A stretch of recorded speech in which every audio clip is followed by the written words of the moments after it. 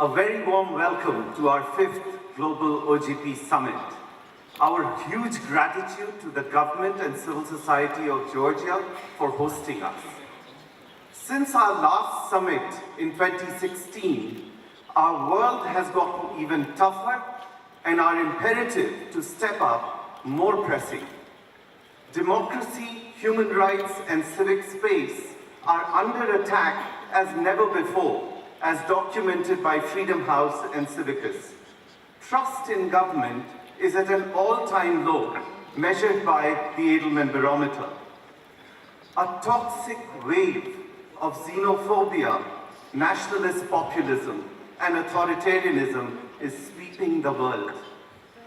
We face similar challenges in OGP, even after Hungary, Tanzania, and Turkey have exited and Azerbaijan has been made inactive. Despite these, OGP represents a hopeful path forward because across several OGP countries, committed reformers are opening government in areas where they're closing in other countries.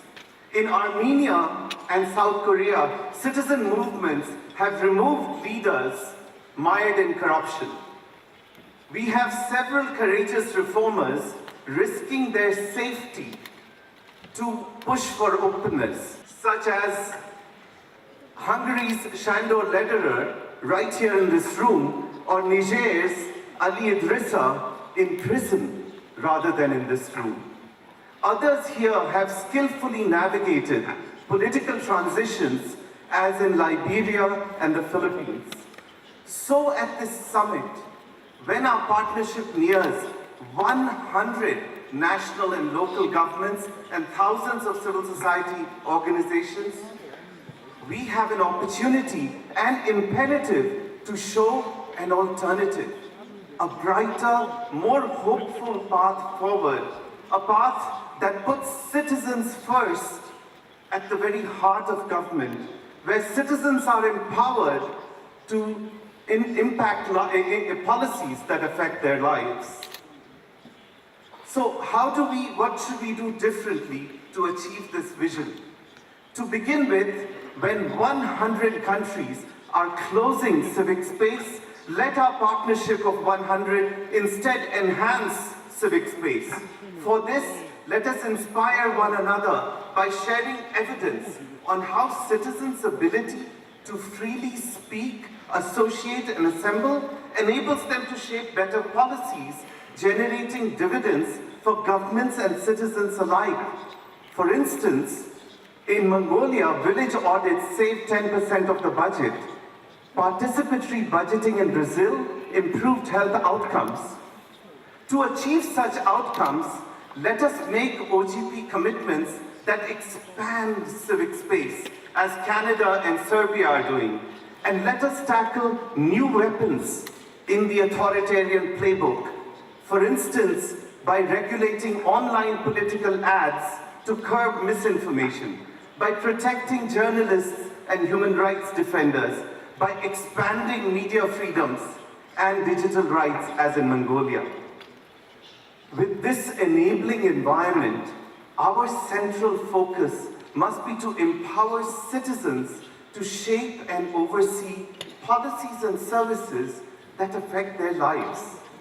For this, in OGP, we will need to make 3 key shifts to rebalance our dominant focus on government transparency. First, let us make a big push on improving services like health, education, and water that touch citizens' lives, including at the local level. Second, let us systematically mobilize direct citizen participation and feedback, smartly leveraging technology. And third, let us ensure that government responds to close the feedback loop and win trust back. In Kaduna, Nigeria, when an audit unmasked ghost hospitals, the government partnered with citizens to be its eyes and ears. Using a mobile app, citizens can upload photos and feedback on projects, which goes directly to the governor's office and the state legislature, which has then catalyzed a record completion of 500 schools and 200 hospitals, improving maternal health and safety. In Paris and Madrid, governments have set aside 100 million euros so citizens can fund projects that respond to their needs. The Paris Citizen Engagement Platform is being adopted in 96 other cities. By empowering all using mechanisms like this, we can show an inclusive alternative to populism, which not only empowers aggrieved majorities, but also excluded minorities.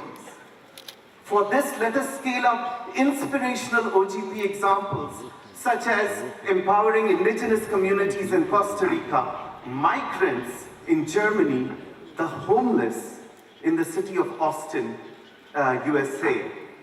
And with our next co-chairs, Canada and Nathaniel Heller, let us scale up commitments that empower women, such as those which are combating gender-based violence in Sierra Leone and Colombia. Now, empowering citizens also means enabling them to monitor and curb corruption, because only then can they ensure that the government serves them rather than itself. And here, we have a transformational opportunity to forge new global norms. 46 OGP governments are disclosing contracts to citizens. These need to be credibly implemented. Ukraine's Dozoro is noteworthy because it empowers citizens to report violations in contract implementation. In 2 years, 14,000 reported violations, half resolved, $1 billion in savings, 82% of entrepreneurs reporting reduced corruption. Another 16 OGP countries are disclosing company ownership so citizens can follow the money. At the same time, only Chile and Ireland are empowering citizens to monitor lobbyists to curb influence peddling. You know, advancing such global norms will encounter stiff political resistance, so we must strengthen our coalitions to push forward. At the global level, we are fortunate to have new world leaders taking the baton of open government forward. In the OGP Steering Committee, new governments stepping up from Canada, Argentina, South Korea, Nigeria, with new civil society leadership from Civicus' Danny Sikandaraja and Transparency International's Delia Rubio. But given the growing momentum of authoritarian leaders, we need OGP leaders to forge stronger, more cohesive coalitions to push back.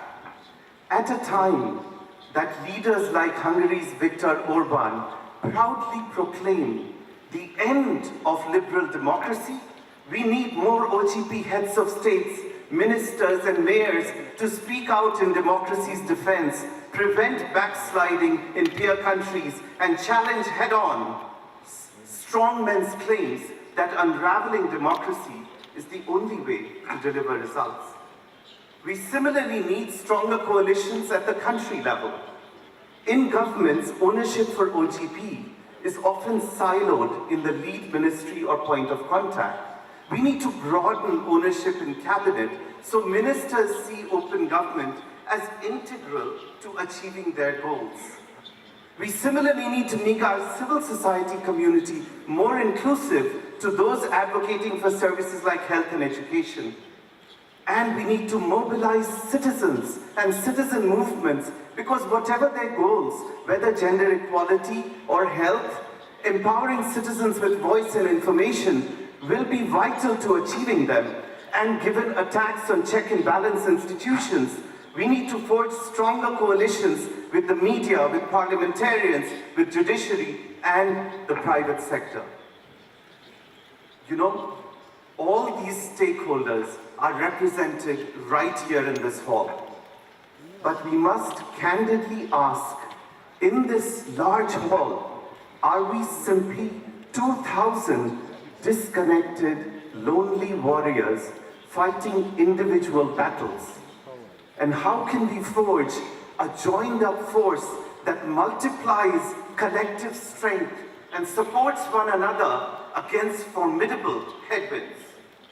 So let us forge a powerful collective force that reinvigorates democracy and pushes back against closing government, that empowers people to shape and oversee government, to deliver on the precious promise, a government for the people, by the people, of the people. Thank you.